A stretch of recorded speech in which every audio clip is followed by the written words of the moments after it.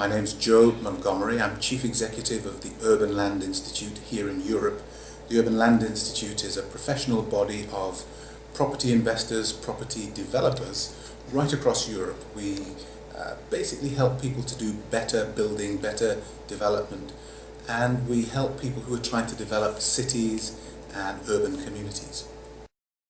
Well, it's hard to distinguish between some of the work I did in my day job and some of the things I did in my private life. For 20 years I worked either in local government or in central government, largely on regenerating some of the communities just like the one I grew up in. And I grew up in, well, firstly in St Anne's, before the big demolition and rebuild in the 80s, and then I moved to live in Radford. So I grew up in neighbourhoods that were difficult, that had lots of economic challenges. Some of those neighbourhoods didn't look very nice at the time, and they needed renewal. And funnily, that's exactly the work I ended up doing, both at local government level and for central government for, 20 years all told. So I did a lot of work to reshape neighbourhoods, not just the buildings, but to try and create opportunities, be they academic opportunities, skills training opportunities, or work opportunities or self-employment opportunities for people who either were like me or a generation behind me who came up with some difficult circumstances in some communities that needed help. We all grew up in families that were networked. People looked after each other, people visited each other. If family X was sick, then family Y would send food, wash their clothes, take care of them. We took care of each other. We grew up in homes that were wired up that way, and I saw my mother writing letters back to the Caribbean for people who were living in Nottingham but couldn't read and write and needed somebody they could trust to write home for them, or literally just making sure that the neighbour a couple of homes down had dinner that evening when they had no money. So growing up in a home that was like that sort of meant that you didn't think only about yourself, and you knew that your community wasn't just your brothers and sisters and your immediate cousins, but it was the people with whom you shared something by way of background, or just that you came from the same place. Wow, there are lots of challenges today. I think it's difficult not to be individualistic in today's society.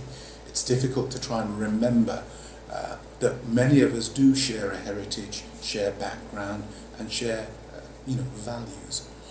And it's always said that immigrants do well when they move from their home country and go to a new country because they're a bit more motivated.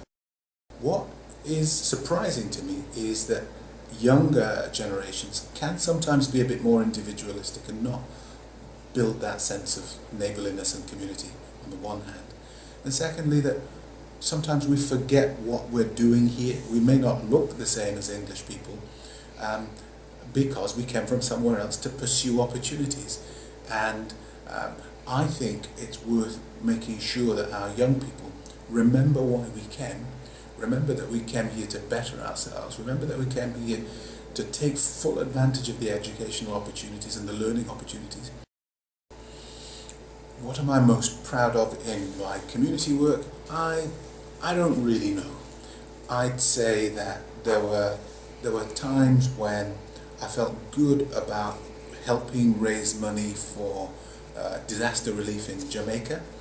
I remember in the 80s, after Hurricane Gilbert, I did a lot of work to try and raise money so that not just my family, but people from where we came from could get their roofs repaired, get their roads repaired, and that kind of thing. I felt good about that. I felt good about helping the Jamaican government to organise the 50th anniversary of independence for Jamaica here in the UK, so that a lot of us and young people could know a little bit more about Jamaica's history and its achievements in the last 50 years since independence. But I also feel very good about very small things that I've managed to help with. So I help with a charity that provides shelter for young women who've become pregnant in their teen years and have been kicked out of their homes. And I've helped over the years to try and keep that going. What would I say to encourage younger people to be active and involved? Yeah. Do you know what? Sometimes we forget that it's nobody's responsibility to look after us. It's not really the local authorities' responsibility to look after us. It's not social services' responsibility to look after us. It's not the government's responsibility to look after us. Ultimately, we look after ourselves, and ultimately we can change and shape the community around us. But it's difficult to do that as an individual. If you decide to combine with other people who share your views and your values, you can actually change public policy. You can do things that affect our quality of life.